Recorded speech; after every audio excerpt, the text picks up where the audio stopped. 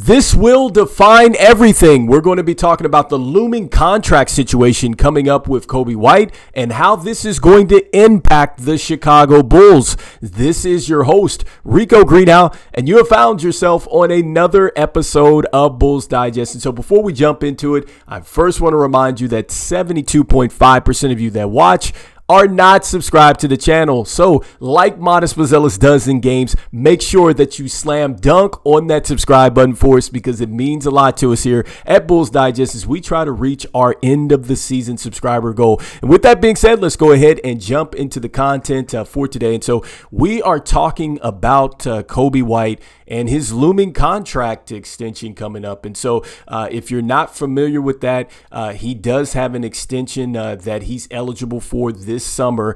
And really the dilemma here is that he is going to fall under the 140 rule. And so I don't have the exact numbers, but to just simplify it, this 140 rule essentially is going to cap Coby White at how much he can extend for. And so the bottom line here is that if he signs that, it would be undervaluing Coby White because Coby White has definitely outperformed his contract. And I think that he has certainly outperformed the extension that he can sign with the team, which leaves the team in a dilemma here because if he does not sign this extension and he goes into free agency, there is a chance that the Chicago Bulls could absolutely lose him. And there's also the chance that it is going to become a bit more costly as well as he is going into this next season. And so he can absolutely ball out. And that is something that the Chicago Bulls are going to have to factor in here. And so let's start with Coby White and just really why I think the Bulls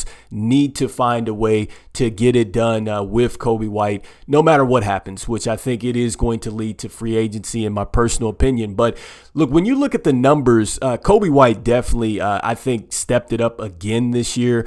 It wasn't anything that I think it was spectacular with what he did. Like it wasn't something where you see him jump to, 30 points a game or anything like that. But it was certain things that he did on the court along with the stats that definitely show you that Coby White certainly took it to another level. And so as we look at the numbers, you can see that he averaged 20.4 points a game. That's up from 19.1 points a season ago. And then his steals went up as well. So you see 0.9. He was at 0.7 last year. And then another thing that went up with Coby White, or really I say should be consistent with what he did, 37% from downtown this season. He was at 37.6, and so that's solid considering that the defenses were really locked in on Coby White. And so that's outstanding production. And you just love that from Coby White. And so from the numbers standpoint, we love to see that. And then next, just outside of the numbers for Coby White, I think that he stepped up more as a leader. I think he was a bit more vocal. And this is why I love Coby White and I always bet on him because you can throw him into any type of situation and he figures it out along with Ayo Dosunmu.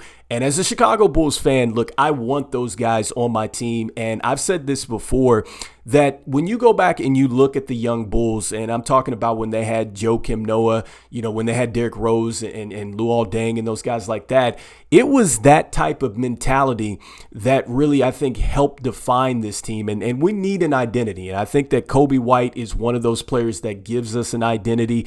And then next, another thing that I love about Coby White is that his free throw attempts went up. And so that tells me that he's becoming more crafty as a scorer. And so if you got a chance to look at the games, especially in the second half of the season, I thought that the way that he set defenses up to get fouled and get to the free throw line or get and ones, he's actually much stronger than he looks down there. I thought that that's terrific, and I think that that's something that is going to definitely translate next season. I could definitely see him taking off next season now that Zach LaVine is not here, and not saying that LaVine was in the way, but now he knows, that he has to be even more assertive, and he's figured out a way to, one, be fit for the role, because that's one of the things he talked about was he needed to increase his fitness level. And so he certainly didn't die out at the end of the season. And next, you can see that he's becoming a bit more craftier as a scorer. He made more threes, 216 threes versus 209. His rebounds did go down slightly, as you see. He was at 3.7 this season, 4.5 a year ago. And then his assist went down as well to 4.5, down to 5.1. But understandable, right? Because you have Josh Giddey.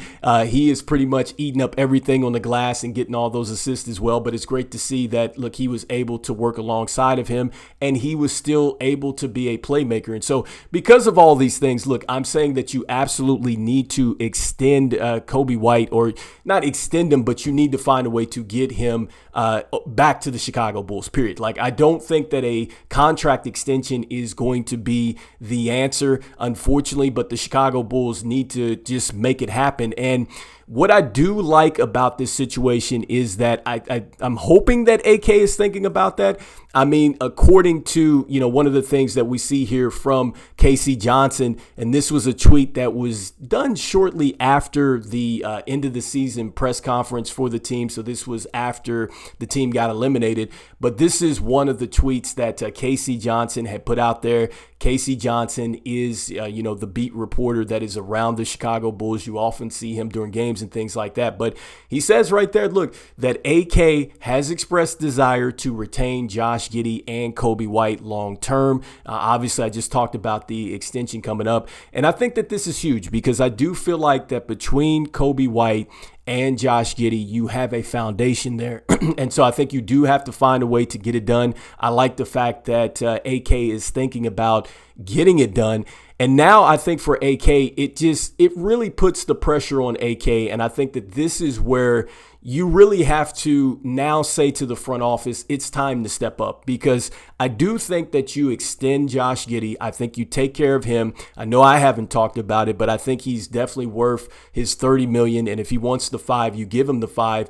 And with Coby White, you also extend him as well. I think he's been a proven talent. He's going to prove it again next year. I think that both of those players are players that I like, and I'm talking about Josh Giddey too, because if you go back and you just listen to the press conferences, whenever they said something, they lived up to it. And so that is something where I definitely have, a lot of faith in both of those players to step up. And so now it's up to the front office now to figure it out via the draft. You cannot punt anymore. So AK, you cannot punt in the draft. You need to have these draft picks and you need to utilize it.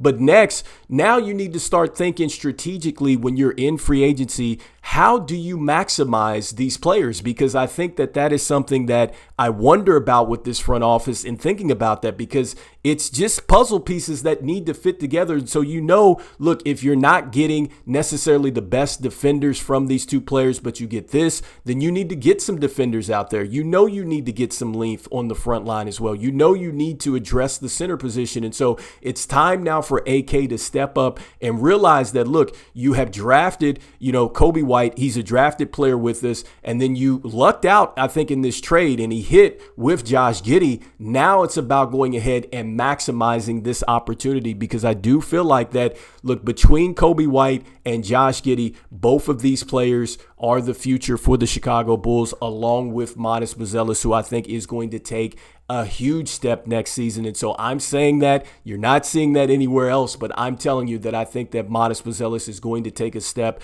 with these two young players next season. I'm super excited to see it. But anyhow, let me know in the comments what you guys are thinking here. Do you feel like that, even though the Chicago Bulls likely don't come up with the contract extension, do you go out and plan for re-signing Coby White by any means necessary? Because here's the deal. If you're not going to sign him, that means that the Chicago Bulls would need to explore a trade for Coby White, because you're going to lose him for absolutely nothing. And so, look, if that tweet is correct, and, nobody knows if AK is that locked in, but if he is, then that is something that, or if he's not, then that's something that we'd have to think about, is trading Coby White. But I'm in the camp that you keep Coby White, you keep Josh Giddey together, you grow via the draft, you make some strategical moves via free agency, you continue to open it up, and then that is how you will see this team get to the top. So let me know in the comments what you guys are thinking. Do you believe in this backcourt of the future for the Chicago Bulls?